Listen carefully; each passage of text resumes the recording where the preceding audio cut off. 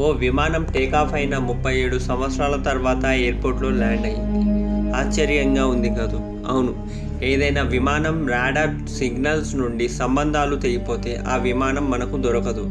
ఎందుకంటే ఆ విమానం సముద్రంలో కానీ ఏదైనా ప్రదేశంలో కుప్పకూలి ఉండవచ్చు అని అనుకోవడం తప్ప తర్వాత మర్చిపోవాల్సిందే. అయితే ఇలా 37 సంవత్సరాల తర్వాత ల్యాండ్ అయిన విమానం ఇన్ని రోజులు ఎక్కడ ఉంది, ప్రయాణికులు ఎలా ఉన్నారు అనే అనుమానాలు, సందేహాలు అందరిలో మొదలయ్యాయి. నిత్యం మనం విమానాలు మాయమవ్వడం వింటూనే ఉంటాం. కానీ ఇలా 37 సంవత్సరాల తర్వాత విమానం ల్యాండ్ అవ్వడం అంటే ఆశ్చర్యాన్ని కలిగించే విషయం. ఫ్రెండ్స్, ఇప్పుడు నేను చెప్పబోయే విమానం గురించి వింటే ఆశ్చర్యపోతారు. అయితే ఈ సంఘటన వెనిజులా ఎయిర్పోర్ట్లో జరిగింది. 1992లో ఓ చార్టెడ్ ప్లేన్ TC-4 కార్గోలాస్లోని వెనిజులా ఎయిర్పోర్ట్లో 55 మంది ప్రయాణికులతో ల్యాండ్ అయింది. ఇందులో ఆశ్చర్యపోవాల్సిన విషయం ఏంటంటే 37 సంవత్సరాల క్రితం అంటే 1955లో న్యూయార్క్ నుండి మియామికి వెళ్ళవలసిన విమానం టేకాఫ్ అయిన కొద్దిసేపటికే మాయమైంది. అదే విమానం 1992లో వెనిజులా ఎయిర్పోర్ట్లో ల్యాండ్ అయ్యి కొద్దిసేపటికి మళ్ళీ విమానం టేకాఫ్ అయి మేఘాల్లో మళ్ళీ మాయమైపోయింది. కానీ ఇది మీరు స్టోరీ అనుకుంటున్నారా? కాదు ఫ్రెండ్స్, ఈ సంఘటన ఆధారాలు కూడా ఉన్నాయి. రేడియో సంభాషణలు, పైలట్కు కంట్రోల్ రూమ్ మధ్య జరిగిన సంభాషణలు మరియు క్యాలెండర్ ఇవే ఆధారాలు. కంట్రోల్ రూమ్ అధికారుల వివరాల ప్రకారం ఈ విమానం ల్యాండ్ అయిన కొద్దిసేపటికే టేకాఫ్ అయ్యే సమయంలో రన్వేపై ఓ క్యాలెండర్ పైలట్ చేతి నుండి జారిపడింది.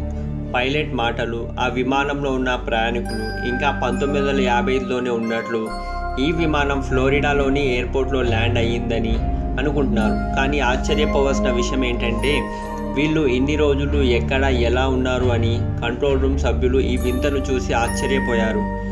ఈ విమానం చాలా పాతదిగాను, రాడార్లో విమాన సంకేతాలు కూడా లేవు.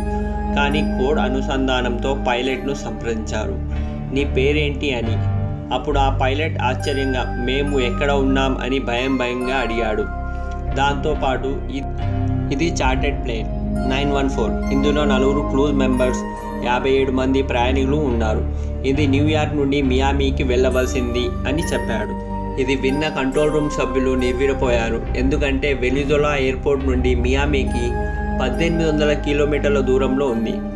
కంట్రోల్ రూమ్ సభ్యులు పైలట్తో ఇలా అన్నారు, ఇది కార్గోలాస్లోని వెనిజులా ఇంటర్నేషనల్ ఎయిర్పోర్ట్ అని చెప్పి మీరు ఏదైనా ప్రమాదంలో ఉన్నారా అని అడిగాడు. దాని తర్వాత పైలట్ నుండి ఎటువంటి సమాధానం రాలేదు. విమానం ల్యాండ్ అవ్వడానికి పర్మిషన్ ఇచ్చారు. విమానం ల్యాండ్ అయ్యింది.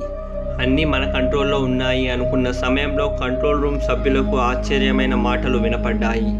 పైలట్ తోటి పైలట్తో ఇది ఏం వింత అనుకుంటూ ఏదో ఎయిర్పోర్ట్ను కాకుండా స్పేస్ షిప్ను చూసినట్లు అన్నాడు. కోడ్ అనుసంధానంతో కంట్రోల్ రూమ్ సభ్యులతో ఇలా అన్నారు, ఈ ఫ్లైట్ 1955లో మియామి ఎయిర్పోర్ట్లో 9 గంటల 55 నిమిషాలకు ల్యాండ్ అవ్వాల్సింది అని చెప్పాడు. ఇది విన్న కంట్రోల్ రూమ్ సభ్యులు ఇలా అన్నారు, ఇది కార్గోలాస్లోని ఇంటర్నేషనల్ ఎయిర్పోర్ట్, ఈరోజు మే 21, 1992 అని చెప్పాడు. అప్పుడు ఓ మై గాడ్ అని ఆశ్చర్యానికి గురయ్యారు. కంట్రోల్ రూమ్ సభ్యులు పైలట్ను శాంతపరచడానికి ప్రయత్నించారు. గ్రౌండ్ క్రూస్ను మీ సహాయానికి పంపుతాం అని అన్నారు. ఎప్పుడైతే గ్రౌండ్ క్రూస్ ప్లేన్ దగ్గరకు వెళ్లారో పైలట్ గట్టిగా ఓ నో, మా వద్దకు రావద్దు, మేం వెళ్ళిపోతాం. ఎప్పుడైతే గ్రౌండ్ క్రూస్ ప్రయాణికులను చూశారో వాళ్ళు ఏదో పాము కాటు వేసినట్టు నిశ్శబ్దంగా ఉన్నారు. గ్రౌండ్ క్రూస్ను పైలట్ దూరంగా వెళ్ళు అంటూ ఓ చేత్తో నెట్టాడు. ఆ పైలట్ ఫైల్ నుండి ఓ క్యాలెండర్ కింద పడింది. ఆ తర్వాత పైలట్ విమానం స్టార్ట్ చేసి మేఘాల వైపు సాగనిచ్చాడు. ఆ విమానం మేఘాలలోకెళ్ళి మళ్ళీ మాయమైపోయింది. అయితే ఈ క్యాలెండర్ మరియు కంట్రోల్ రూమ్ సంభాషణలు గవర్నమెంట్ ఏజెన్సీ జప్తు చేసుకుంది. ఈ విషయం ఇంకా మిస్టరీగానే ఉండిపోయింది. ఈ విమానం టైం ట్రావెల్లో ఉండవచ్చు అని అనుకుంటున్నారు. మీకు ఈ వీడియో నచ్చినట్లయితే లైక్ చేయండి, సోషల్ మీడియాలో షేర్ చేయండి. మరిన్ని అప్డేట్స్ కోసం మా ఛానల్ని తప్పకుండా సబ్స్క్రైబ్ చేయండి.